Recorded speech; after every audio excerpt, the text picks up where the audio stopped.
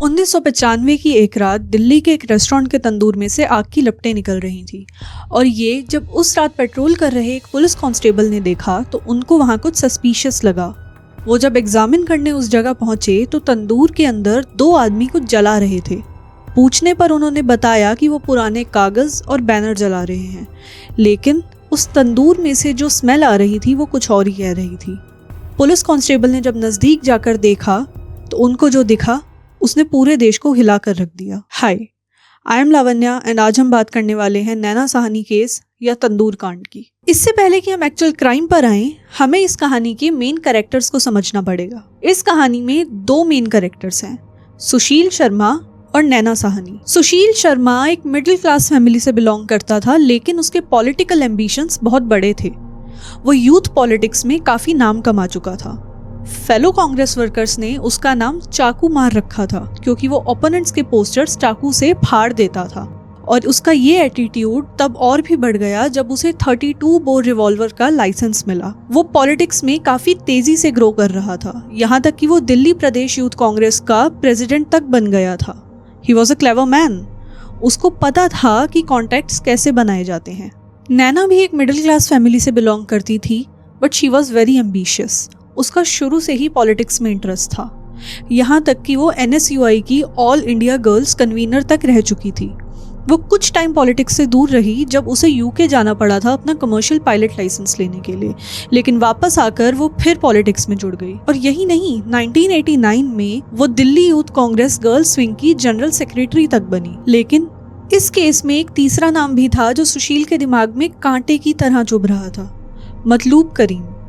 मतलूब नैना का एक क्लासमेट था और फेलो कांग्रेस वर्कर भी था। इन दोनों की दोस्ती काफी पुरानी थी। अकॉर्डिंग टू मतलूब, नैना और मतलूब इनिशियली रोमांटिकली इन्वॉल्व भी थे, लेकिन ड्यू टू फैमिली ऑब्जेक्शंस इनको ये रिलेशनशिप खत्म करना पड़ा था। But he remain to be Naina's confident, और यही बात सुशील को पसंद नहीं आई। But will talk about Matloob later on. Sushil और नैना दोनों ही कांग्रेस वर्कर्स थे और वो इसी के थ्रू 1989 में एक दूसरे से पहली बार मिले थे। बट एट दैट टाइम नैना और मतलूब एक दूसरे के साथ रिलेशनशिप में थे। फिर उनका रिलेशनशिप खत्म होने के बाद 1993 में नैना और सुशील ने दिल्ली के बिरला मंदिर में शादी कर ली। Since this was an interfaith marriage, तो नैना के पेरेंट्स इस शादी के सपोर्ट में नहीं थे, तो इस वजह से उनकी शादी पे सिर्फ सुशील के पेरेंट्स मौजूद थे। उन लोगों ने शादी तो कर ली थी, लेकिन ये शादी पब्लिक नहीं थी। उन्होंने ज़्यादा लोगों को इस बारे में नहीं बताया था कि वो शादीशुदा हैं। हालांकि वो गोल मार्केट एरिया में एक फ्लैट पे एक साथ रहते थे।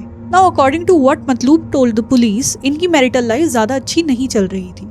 उसके अकॉर्डिंग सुशील रेगुलरली नैना को पीटा करता था and he used to be drunk almost every night. But according to what other people said about Sushil, वो स्मोकिंग एंड ड्रिंकिंग से दूर रहता था एंड इवन वो रिलीजियस भी था और रेगुलरली छतरपुर मंदिर जाया करता था। तो सुशील के बारे में हमारे पास ये 2 पैरेलल नैरेटिव्स हैं जो सुशील की पर्सनैलिटी को बताते हैं। कुछ रिपोर्ट्स के अकॉर्डिंग नैना और सुशील की मैरिटल लाइफ में तब से दरार आनी शुरू हुई जब नैना को सुशील के एलिजेड अफेयर के बारे में पता चला। एलिजेडली सुशील का अफेयर साउथ एक्सटेंशन में रहने वाली ईला झुनझुनवाला से चल रहा था, और ये बात जब नैना को पता चली तो नैना ने सुशील को कन्फ्रंट किया, लेकिन सुशील ने ये बात मानने से साफ इनकार कर दिया। नैना ने सुशील को छोड़ एक इंडिपेंडेंट लाइफ जीने के लिए ऑस्ट्रेलिया जाके वहाँ पे एक्सपोर्ट का बिजनेस स्टार्ट करने का प्लान बनाया था, ताकि वो सुशील की लाइफ से बहुत दूर चली जाए।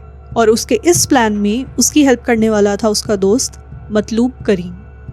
सुशील को जब ये बात पता चली तो उसका गुस्सा और बढ़ गया।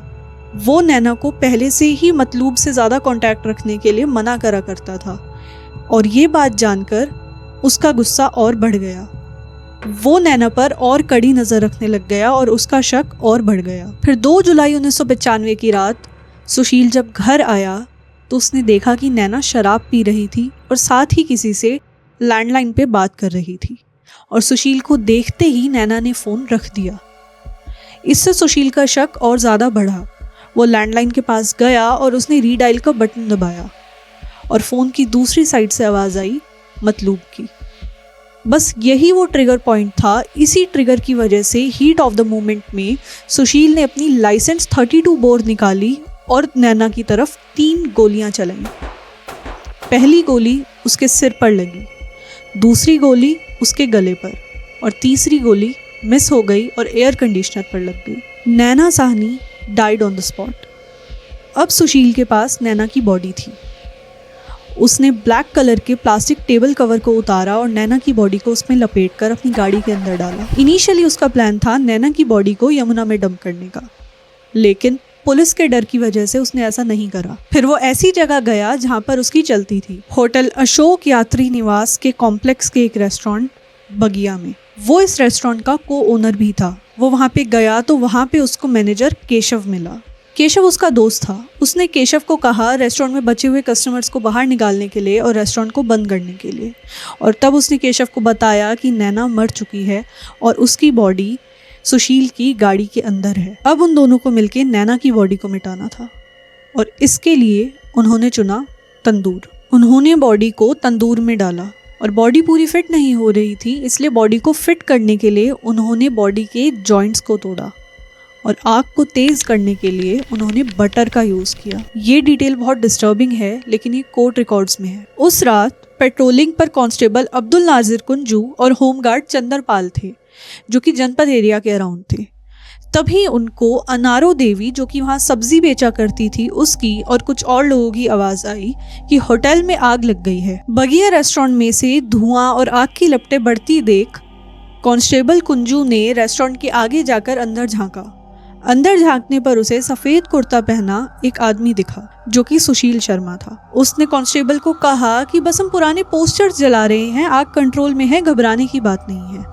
लेकिन यह सुनकर भी कुंजू बिल्कुल भी कन्विंस नहीं थे। उन्होंने कंट्रोल रूम और फायर ब्रिगेड को इन्फॉर्म करना चाहा, लेकिन पास का पीसीओ बंद हो चुका था। वो थाने गए अपने वायरलेस से इस चीज़ को रिपोर्ट करने के लिए, सिंस वो अपने साथ वायरलेस लेके आना भूल गए थे, और वो उस जगह पर होमगार्ड चंद्रपाल को छोड़कर गए। वापस आने पर उन्होंने देखा कि आग की लपटें और धुआं और ज्यादा बढ़ गया था। कुंजू ने फिर रेस्टोरेंट के अंदर जाने की कोशिश करी और सुशील ने फिर उसको अंदर आने से टाल दिया। इस बार कुंजू कन्विंस था कि वहां पर कुछ ना कुछ तो गलत है, लेकिन इस बार किसी तरीके से दीवार से कूदकर कांस्टेबल कुंजू ने अंदर जाकर देखा तो वहां पर तंदूर के अंदर एक आदमी कुछ जला रहा था, जो कि केशव था। केशव ने भी सेम ही चीज कांस्टेबल से कही कि हम कांग्रेस पार्टी वर्कर्स हैं और हम पोस्टर्स और बैनर्स जला रहे हैं।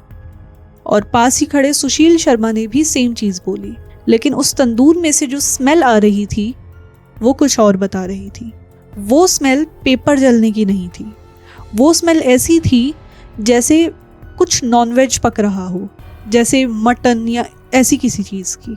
ये चीज़ कुंजू ने उनसे पूछी तो उन्होंने कहा कि हाँ, हम बकरा जला रहे हैं। This was alarming for him. Kunju और चंद्रपाल ने किचन से बाल्टियां भर भर के आग के अंदर डालनी शुरू की और इसी दौरान सुशील वहां से भाग चुका था और तभी वहां पर सब इंस्पेक्टर और बाकी की टीम भी पहुंची और जल्दी उन्होंने आग पर काबू पा लिया। अब कुंजू ने नजदीक जाकर देखा तो that was a human body और पास ही वो प्लास्टिक भी पड़ा हुआ था जिसमें सुशील नैना की बॉडी को लपेट कर लेके आया था। Now I will not go into the gory details here, but it was really disturbing. अब सुशील भाग चुका था, लेकिन केशव को पुलिस ने अपनी कस्टडी में ले लिया था।